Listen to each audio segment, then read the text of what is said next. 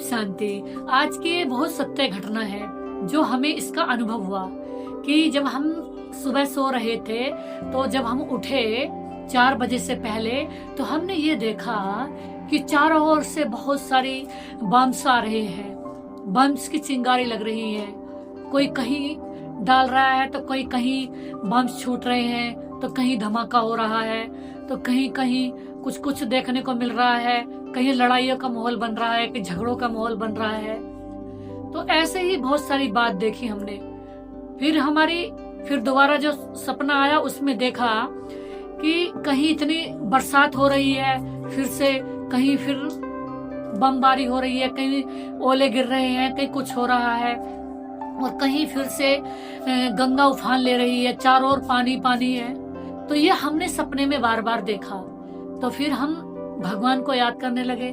तो हमने सोचा कि हमने कहा बाबा हमसे दिल की बात करते हैं और हम बाबा से करते हैं। तो इस समय जब भगवान के बनते हैं तो भगवान हमें अनेकानेक टचिंग देते रहते हैं। तो हमने ये सपना आज सुबह ही देखा। तो फिर हमें भगवान ने ये अनुभव कराया कि बच्चे अभी गफलत करने का समय नहीं है, बहुत नाजुक समय चल रहा है, नाजुक परिस्थितियां चल रही है, हालात ऐसे हैं कि अब हमें जो है किसी भी प्रकार की कोई भी टेंशन में नहीं रहना है, न ही कुछ सोचना है, क्योंकि जो इस दुनिया में हो रहा है वो होने का ही है। क्यों? क्योंकि ये कलयुग जाने वाला है और सतयुग आने वाला है। तो भगवान सब देख रहे हैं, भगवान की नजर से कोई नहीं बच रहा।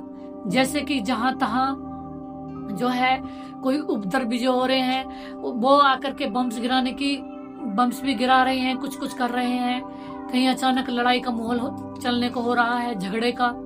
तो ये सब जो हो रहे हैं भगवान को पता है, उनका सीसीटीवी कैमरा हमेशा ऑन है।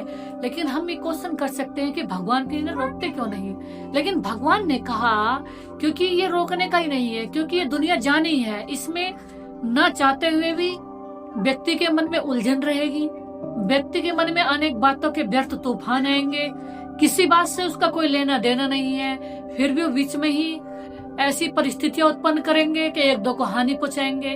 तो ऐसी इस दुनिया में इसलिए होता रहेगा क्योंकि आत्माओं के वैरायटी पार्ट हैं और वैरायटी संस्कार हैं।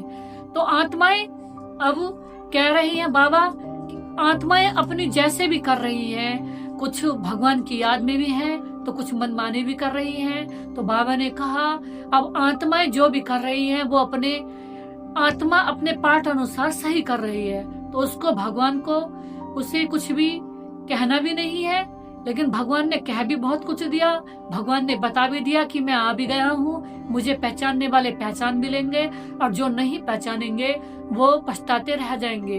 क्योंकि भगवान को आए हुए 88 साल हो चुके हैं और भगवान ने अपना पाठ पूरा किया है।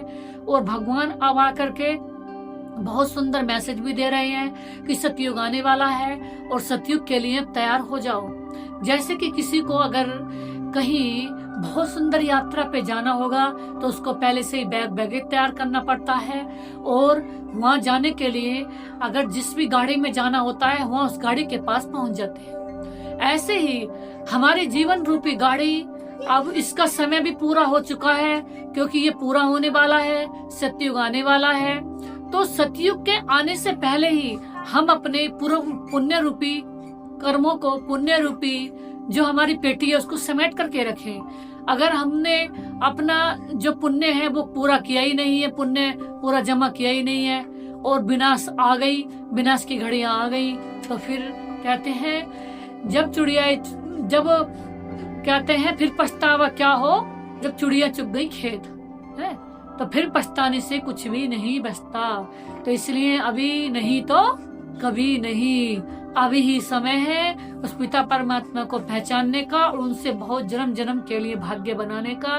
क्योंकि भगवान सबको दे भी रहे हैं, सबको देख भी रहे हैं, वो सबको देख रहे हैं। तो कुछ भी हम ऐसा नहीं करें जो सोचे कि भगवान को पता नहीं है। भगवान हमेशा देखते हैं, क्योंकि भगवान सबको देखने के उनके पास दिव्य दृष्टि है और वो सबको पल पल क्षण क्षण देख रहे हैं। ओम शांति, ओम शांति।